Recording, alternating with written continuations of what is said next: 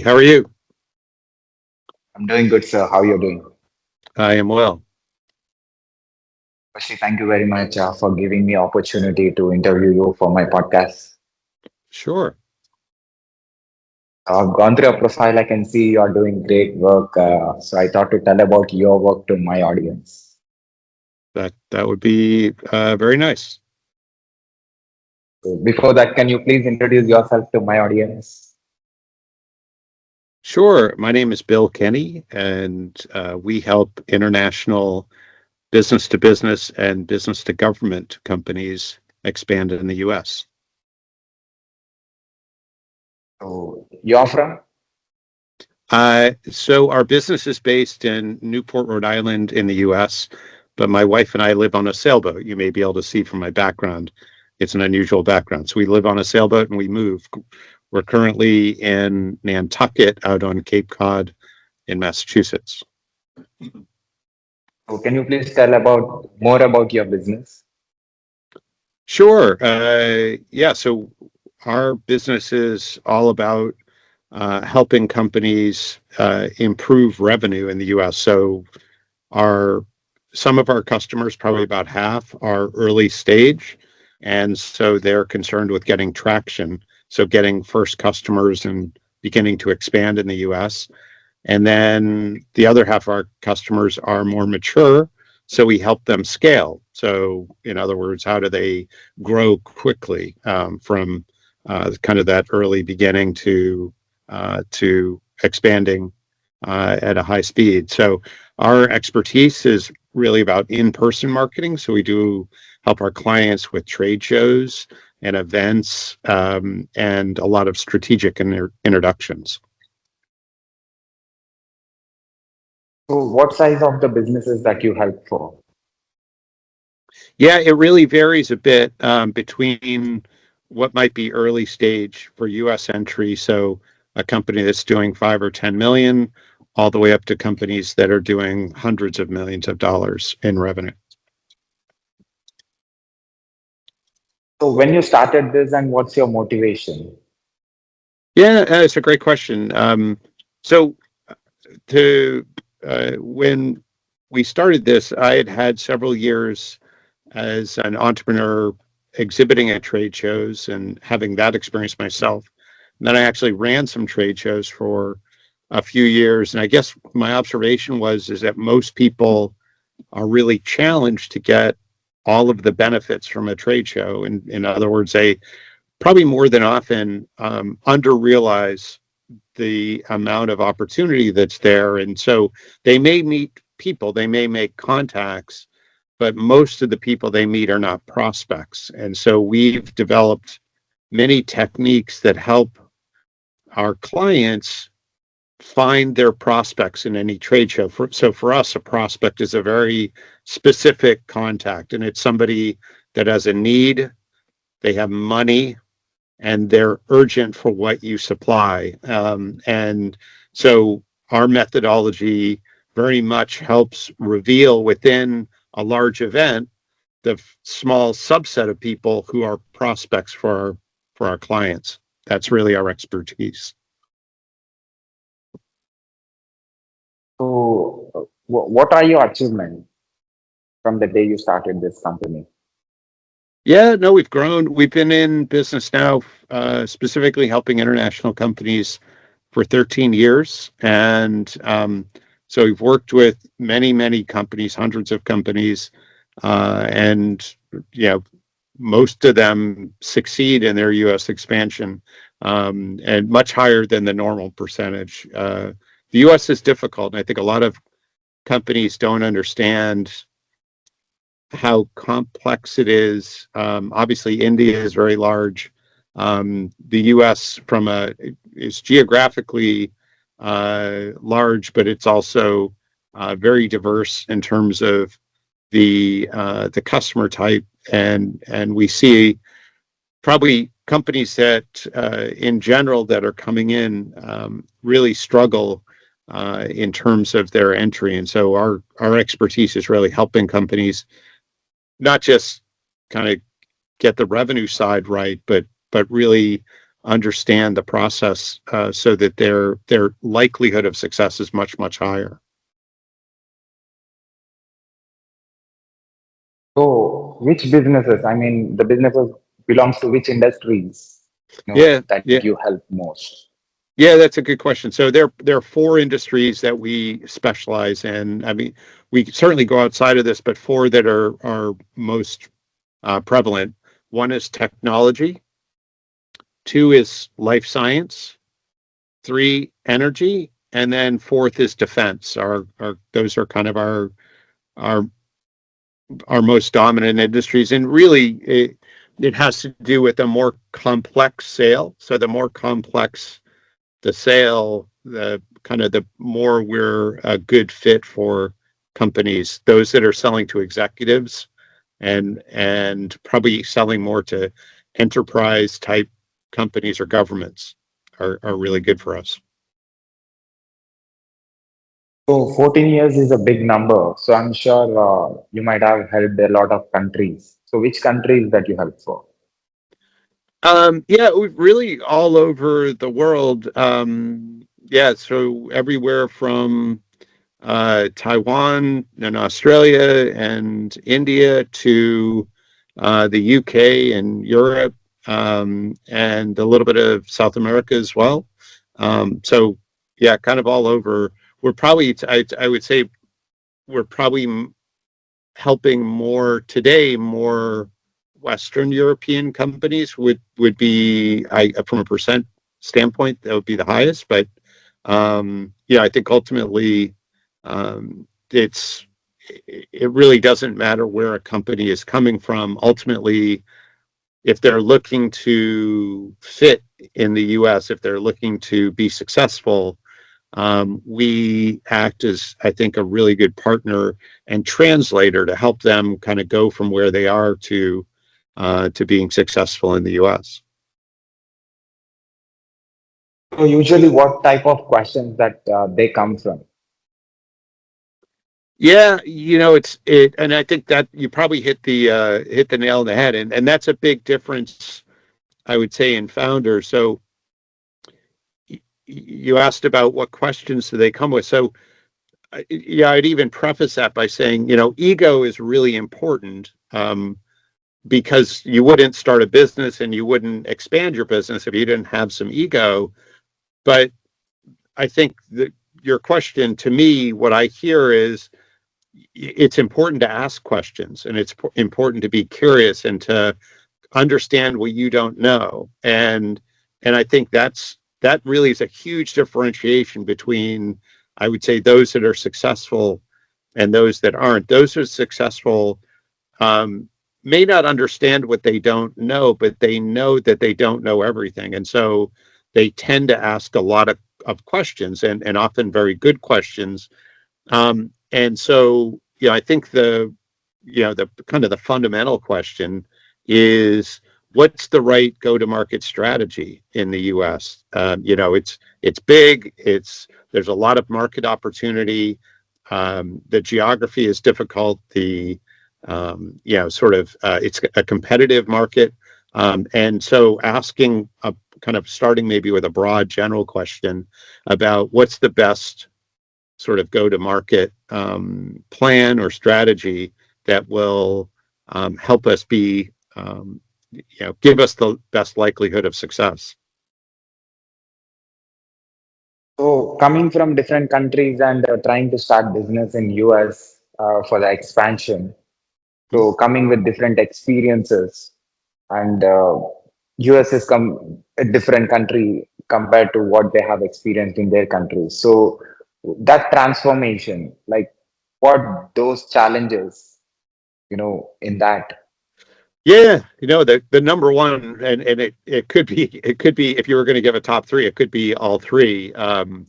It's that important. The number one is companies coming into the U.S. tend to look at the U.S. as one market, and so when they come in, they go, in our world, they might go to the large trade show in their industry. So if they were in life science, they might go to an event called Bio, which is massive, and it's generally not just a national but a international biotechnology and life science event.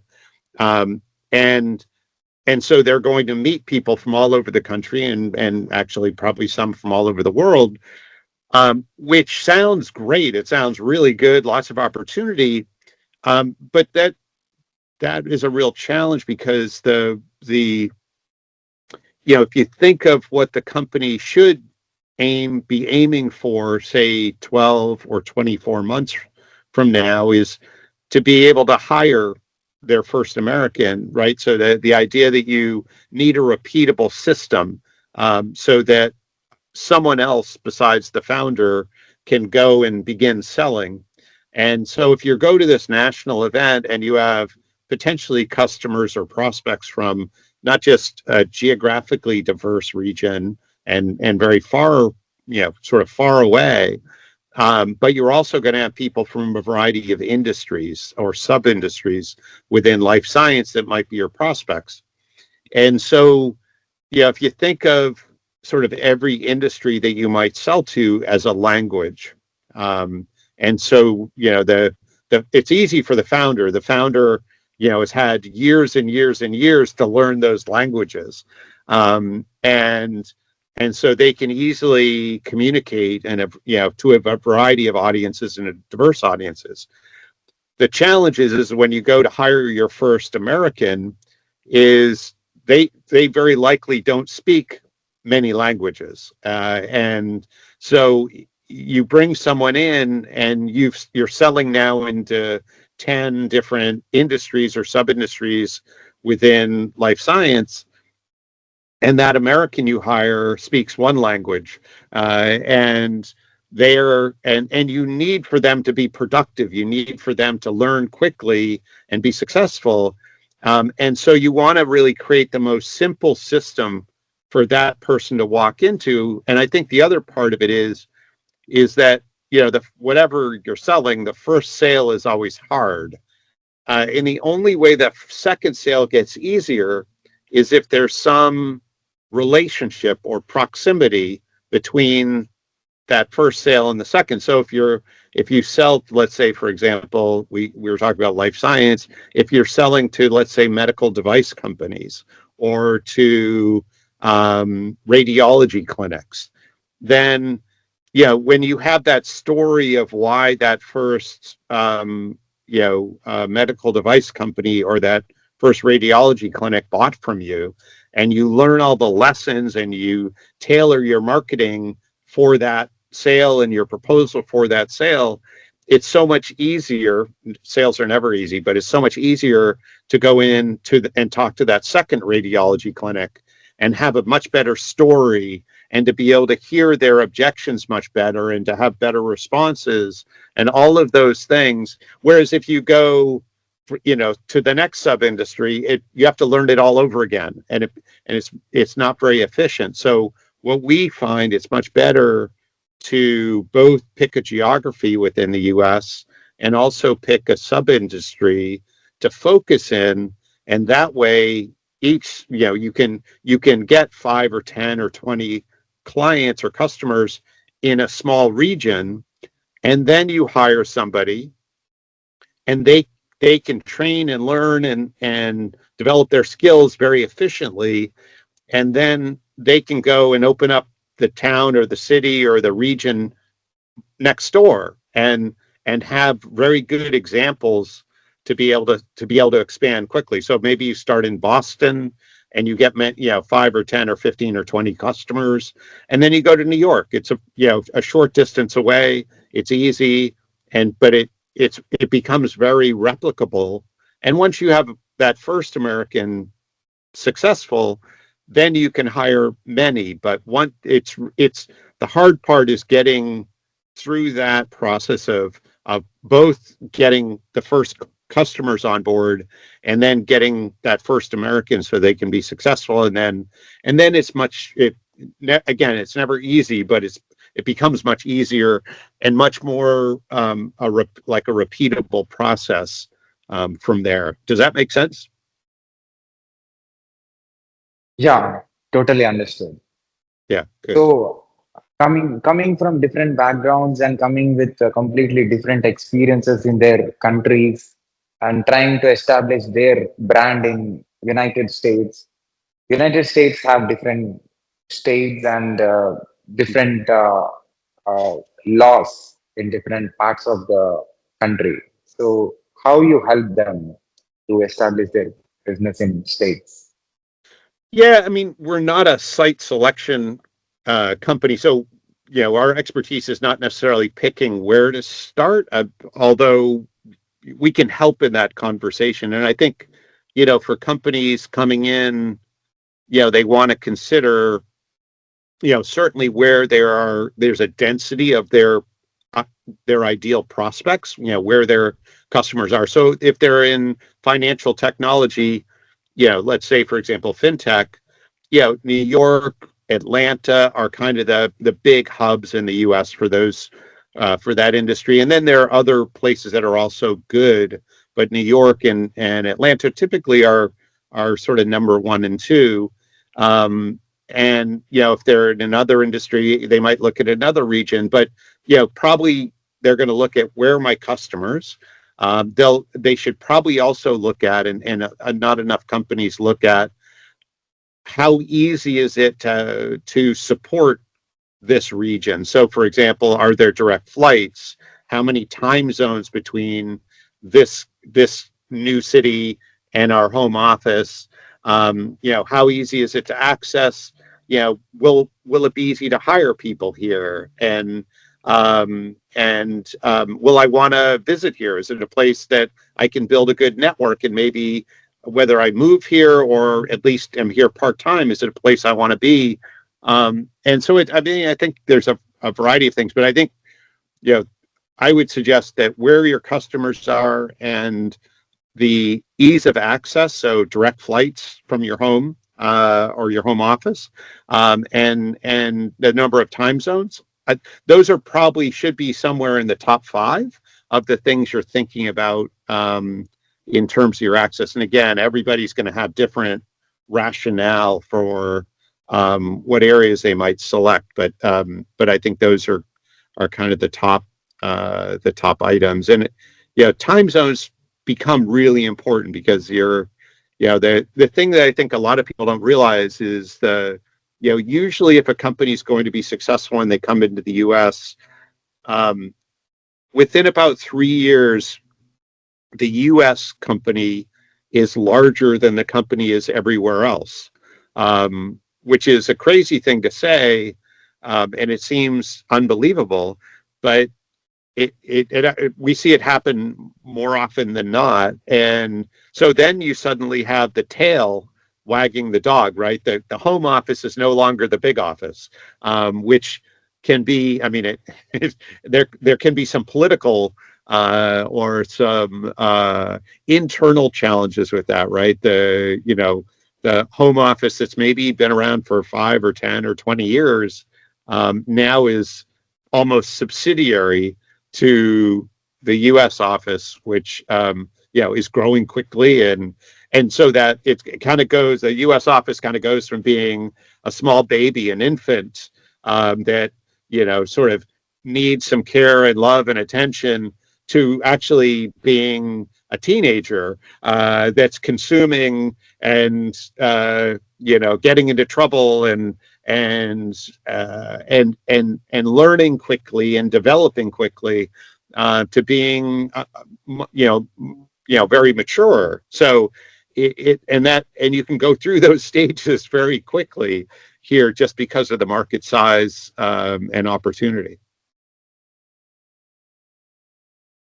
So you're doing this from years, and what excites you? What is that thing that is making you to wake up in the morning every day and work and help for companies and make them international? Yeah, no, I love that question. Yes, for us, it's really the fact that we know there's a lot of help that companies need, and again, that's only evidenced by the failure rate. For companies, there's probably about a 70% failure rate of companies expanding into the U.S., which breaks your heart to hear, but it also tells us that we have a lot of opportunity to be of help, and whether we directly help a company or simply give advice like I just gave in terms of focusing on customer density, making sure that companies avoid the pitfalls that have caused so many others to fail. Again, the trying to sell to the whole country at once is sort of like trying to eat an elephant in one bite. That doesn't work. You need to take small bites and be and chew well before can go on to the second bite and third bite and fourth bite. But it's a process much more than a light switch, right? It doesn't go on off. We have to slowly sort of turn it up. You kind of have to go slow to go fast is sort of the idea. So, do the business owners need to learn from the beginning when they are starting the business in United States, even though they have reached to a certain point in their countries? Yeah, I think the vision or maybe the right frame of mind would be to really think of this like a whole new beginning. Not that you don't have a lot of things in place. You obviously have a product or a service, but that you really have to your product or service may need some adjustment when it comes in to accommodate the needs of the U.S. customer. So being open to that, but also all new ways of communicating. And it, very likely will take maybe not a whole new website, but certainly one that is architected for a U.S. customer. It's certainly going to take different pricing and, and different, there'll be a different value proposition, very likely. So all those things need to be learned. So I think your point's well taken. Yes, I think, it's not 100% new beginning, but it is, there will be a lot of new things, and those that I think the wisdom isn't necessarily having the answer. It's really the commitment to find the answer, right? To discover it through A/B testing and really getting out and talking to as many people as quickly as possible to understand and evaluate the market, so that you iterate quickly, you learn and develop your offering, and adjust it very quickly so that you get traction and are able to succeed. So, the businesses which got succeeded because of your help in all these years, Hmm. uh, what are those things that they have followed and that worked for them in states? Sure. Yeah. No. It really staying disciplined about building a dense customer base. And so, for example, we have a client right now that is 100% focused on selling to the Mid-Atlantic region. So that's basically from New York to Virginia and as far west as Pennsylvania. So it's about a 5 or 6 state region, and so I think we're on hold.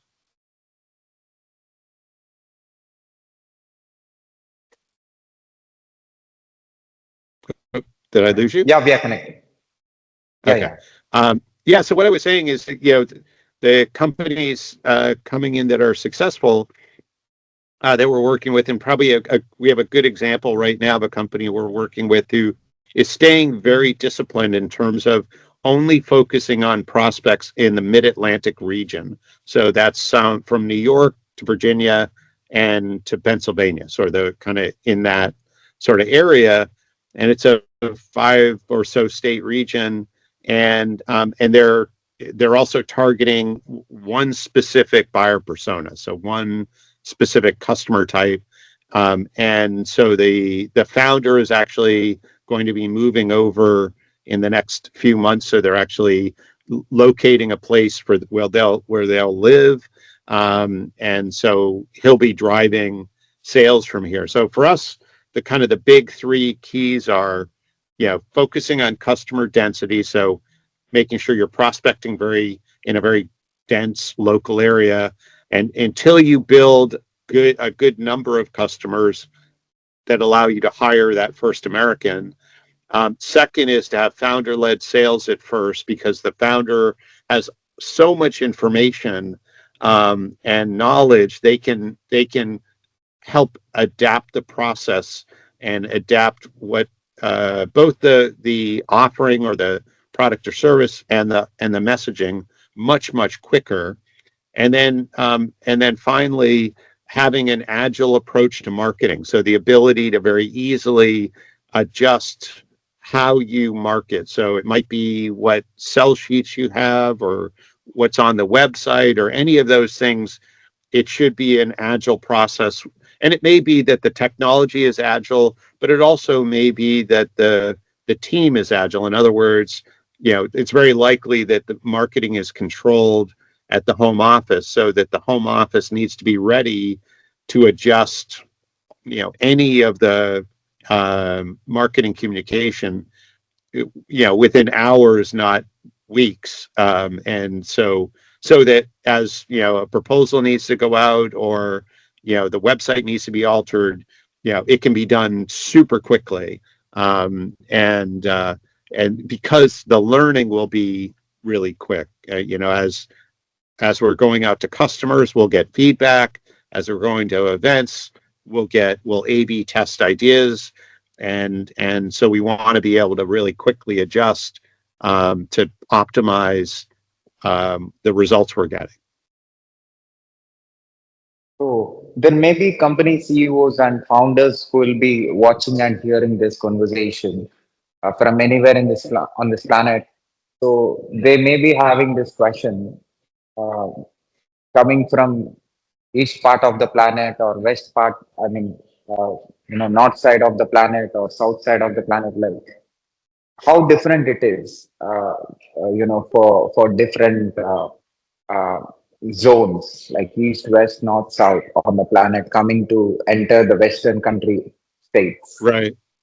Yeah, no, and it's funny because there's this sort of assumption. We've been working recently with a fair amount of UK companies, and you would think for them it would be easy, right? We both speak English. The yeah, we come from there. We were first, well, not first, but we were primarily settled by Western Europeans. And certainly the UK has been a big part of the US for a long time. But I don't know that it's any easier for them. I think they probably make some assumptions that they shouldn't. And so I think, I don't know that it matters if you're coming from India or Pakistan or Australia or Japan or Brazil. I think you have, or the UK or somewhere in Western Europe. I think no matter what, there are going to be things that surprise you, things that you don't know, and I think it would be very much the same for a company coming from the US and going somewhere else. I think we'll tend to be arrogant, or we'll think we have the answer. And I think the wisdom is much more coming at it from the reverse, is assuming that you don't have the answer. Ask a lot of questions of your network, of people you meet, of your prospects and customers. Never assume. I think the wisdom is not assuming that you have the answer, or and I'm not saying anyone's not smart, but that you're not smart. Come in at it saying, here's what we're thinking in terms of pricing, but give me feedback. Is there any reason why with this price this wouldn't make sense? But I think getting the people are I think very happy when to help when you ask questions. In the US, it's very normal to help people. It's very normal to connect people. People will use their networks to help if they can, or or if you ask. And I think, it's funny, and maybe just one other point. A couple of years ago, we did during COVID, we did a variety of virtual events, and one of them was to bring in many, probably like 20 founders who had been successful expanding, not just into the U.S. but into other countries. And with the last question we asked all of them, and they didn't hear each other speak, so they didn't have the benefit of hearing anyone else's answer.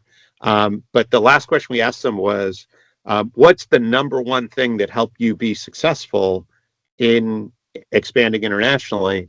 And 100% of them had the exact same answer, which was, it was the network that they established in the new community they were going into, which tells me that that network that they established were instrumental not only in helping them make connections, but they were also instrumental in helping give them feedback, to guide them, to mentor them in terms of, sort of any of this. How do I fit? How does my product or company succeed? How do I hire my first employee? Do you have a referral to somebody who might be a good salesperson? Anything like that. And I think, no matter where you go, and certainly, speaking for the US, I think, the people are very glad to help. They're less, and probably most places, they're less excited when people come in thinking they know everything. But if you come in asking questions, they're really glad to help. So, how is US market today for the industries, the four industries that you're helping for? Mm. Yeah, yeah, really strong. We're probably, in 13 years, we're probably on what will be our strongest year. So we're seeing lots of interest in U.S. expansion. Yeah, it certainly hasn't gone down at all. So yeah, it's been there's, I think the readiness of support to come in continues to improve.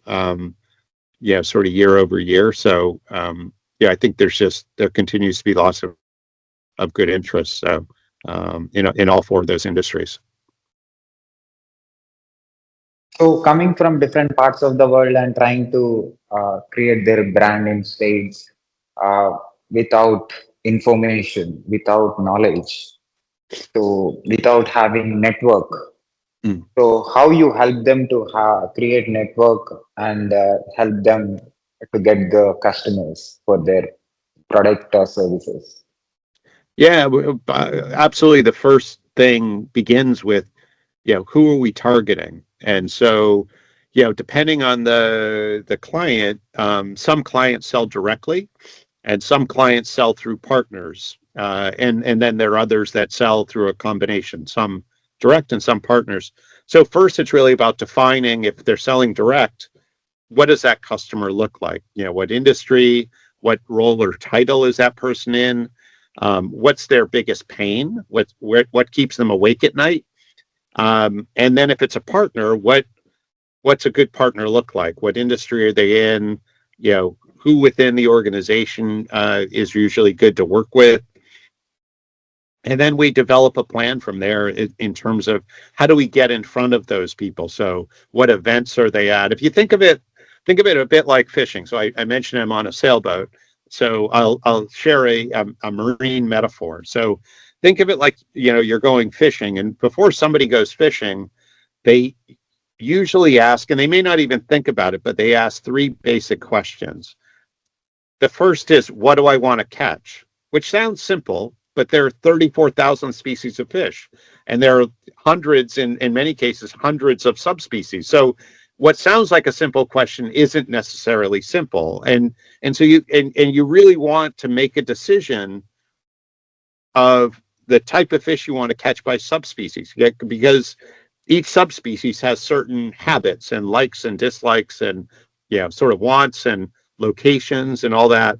So once you decide on the fish you want to catch, then the other two questions need to be answered. The second question is, where am I going fishing? And obviously that's going to be where those fish likely are.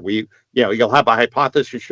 You'll try in this place, and if they're not there, you try in this place, and if they're not there, you move around and you test and you find them. So second is, where am I going to fish? And then third is, what bait do I put in the water to attract and convert them? So those are if you think about kind of what we work on and what we help companies with, kind of the first stage, that early stage, maybe it's the first 6 to 12 months, is making sure we can answer those questions and take them from being hypotheses to being known and a system, right? Where are we going to go that we're going to have the highest likelihood of finding a lot of fish that we want to catch? And then, what bait's going to attract them? And attraction in this case is really, how do we get them to agree to a meeting? That's success. Once we've agreed to a meeting, then it's in a sales process, a nurturing process that ideally converts them into either being a customer or being a partner over time. So yeah, but that's, to give you a sense, that's what we would, really help companies with. How do we, it's both how do we get traction or scale, but at the same time, how do we make it a system? Because you want to sort of go from, if you think of hiring a salesperson, if you said a salesperson is like a car driver, when they arrive, you want them to be able to drive without friction, right? There should be no delay. Nothing that delays them between where they are starting and closing a sale. There should be no impediment. And unfortunately, early in the sales process, in any new market, there's going to be lots of delays. And so that's what we work out by answering, who are we targeting, where are they, and what attracts them. If we can answer those questions, we'll take a lot of the friction out of that sales process. So the cool thing is, once one person is going, sort of, if you think of them like a car driver, once they're driving fast, you can then, instead of worrying about sort of driving, sort of longitudinally, worried about, how do we make them go fast, is then you can say, well, now we're going to build the Autobahn, right? We're going to create 5 and 10 and 20 lanes, and we're going to have lots of fast drivers, so that, that's how sales scale, is when you remove the friction from the process. And that's what we can really help companies do, is to learn quickly, and to be able to not just get traction, but also scale.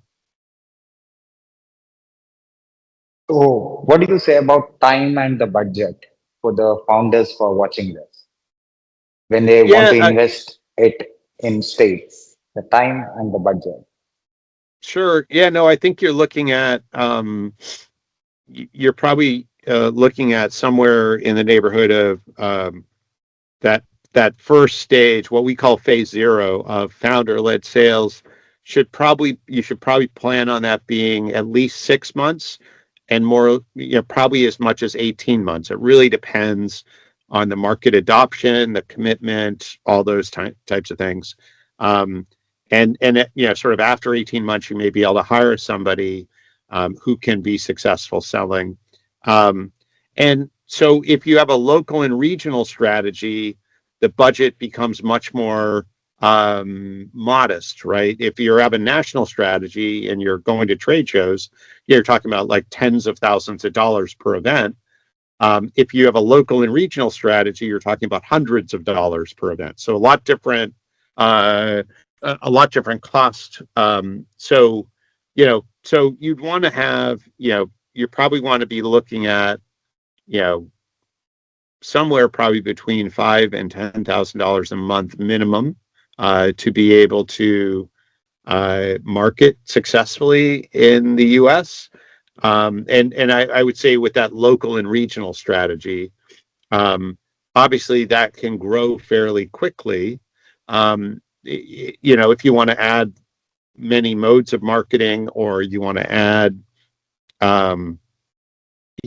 other regions and things like that, the cost goes up as you begin to travel, as you go to larger events, all those types of things. But I think again, kind of the starter level, you're probably at, it may be 6 to 10,000 a month, something like that. But again, it can go up fairly quickly. So one last question, which is Mm. important question, is can any founder or business owner, start their first business in states without Mm. having experience in their countries?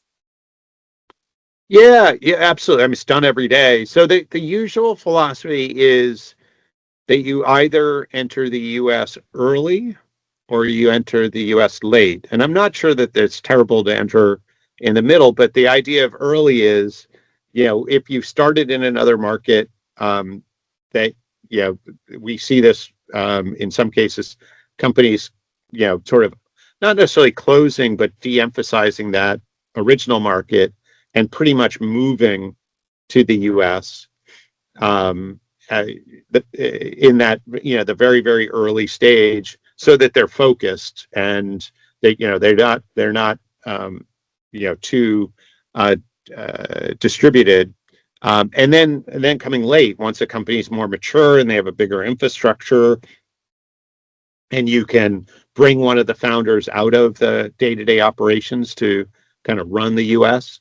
It's kind of either the timing is sort of one or the other in most cases, but yeah, I think it there's so many what ifs or situations there that I think, if I would say the most important thing is that the company has enough stability so that it can not only have the attention it needs to have on the US to be successful, but that if it's still remaining in a home market, or other markets, that it be strong enough to succeed there as well. We had a client a year ago who they um, came to the U.S. They had already been successful, uh, really successful in Europe, and unfortunately, because the founder had kind of come to the U.S. and was spending so much time here, they didn't have a deep enough bench of management to run the European operation. And so the European operation, the U.S. grew actually in the first year to be bigger than Europe, and Europe was strong. Um, uh, and the second year, Europe went to zero because the founder was so focused on the U.S. and there was no one to manage the home office. So they ended up actually closing the U.S., going back to Europe, and rebuilding Europe, getting that strong again. And actually, in the next couple of months, they're going to start back into the U.S. Obviously, quite a bit differently than they did the last time, staying much more focused and not sort of jeopardizing the Europe business in the way they did. So I think the big thing there is, just making sure that you're strong enough to to be able to people talk about financial. I think you also want to make sure the management team is strong enough to do that, because the thing I think most people don't realize is everybody's committed for a certain amount of time to success. And if you don't build a process on creating a series of incremental wins, so small, ideally kind of small, kind of uh, higher frequency number of wins that help reinforce decisions. If you don't do that, then you might begin losing team members, even family members who are committing to, have a founder travel for 6 months of the year or whatever it might be. So all those things you kind of need to consider. Are we strong enough to be able to sort of weather a 2 or 3 year, ramp up to make this thing successful? So, at last, what do you say about your work and your service to the founders or the CEOs, the business owners, or who want to start their business in states? Yeah, no, I'm not here to sell our service or sell anything, but I'm very happy to have a conversation with anybody. And if we're the right resource, great, we can have a more in-depth commercial conversation. But I'm also very happy to have a conversation that's just like you and I are having now, which is, hey, we're in X industry, we're thinking about expanding to, starting in New York or in Phoenix or whatever, and kind of going through and brainstorming that as well, and making a connection to a different resource that might be a better fit for what a company needs. So yeah, I guess to your question, it's never a problem to have a conversation and kind of brainstorm a little bit and see, to talk through how a company might best go forward to be successful. So can you spell your website to my podcast listeners? Yeah, absolutely. So the company's name is Meet, MEET, and the website is Meet, MEETROI, as in return on investment.com. So at last, as a founder, as a CEO, as a business owner who is into different businesses, I'm helping other businesses to work in states. What's your observation about my work? Have you seen any videos of mine on YouTube?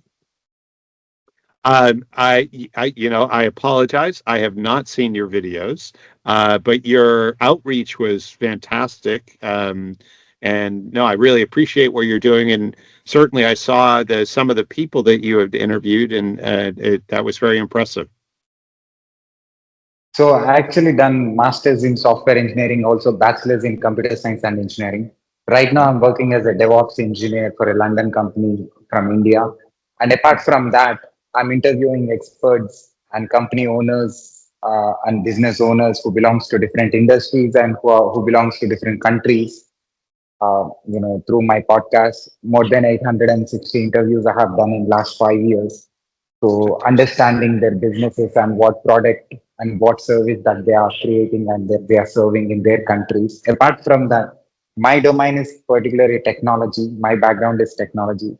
But apart from technology industry, I'm interviewing police officers, doctors, engineers, psychologists, army officers, all kind of industry leaders. So how, as an observer, as a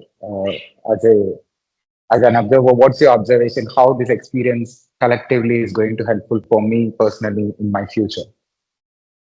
Oh gosh. Well, I think you're building a heck of a network. The outreach you do and the connection.